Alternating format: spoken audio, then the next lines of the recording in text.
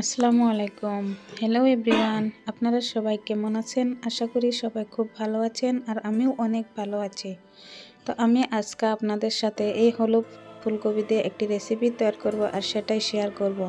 তো আমি এখনকার কপিটা কেটে নিব।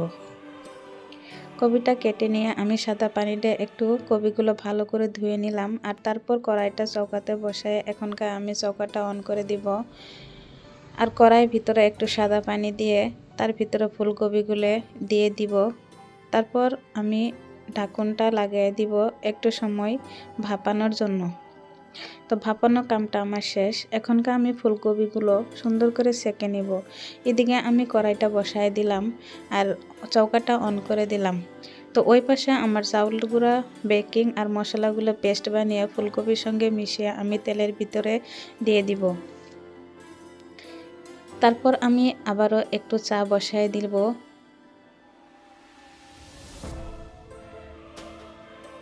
আমার ফুলকপির পকোড়াগুলো সুন্দরভাবে হয়ে গেছে। এখনকার আমি পকোড়াগুলো সুন্দর করে সেঁকে নিব আর প্লেটে সুন্দর করে নামিয়ে নিব।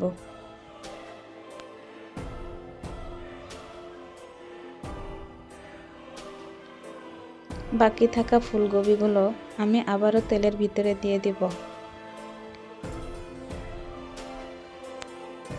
চার ভিতরে আমি একটু চিনি, চাপাত আর একটু মশলা দিয়ে দিব।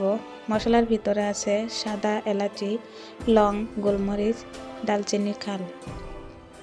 তো আমার রেসিপিটা তৈরি হলো। আপনারা সবাই আমার রেসিপিগুলো দেখতে থাকুন। আপনারা সবাই খুব ভালো থাকুন, সুস্থ থাকুন। ধন্যবাদ। আল্লাহ হাফিজ।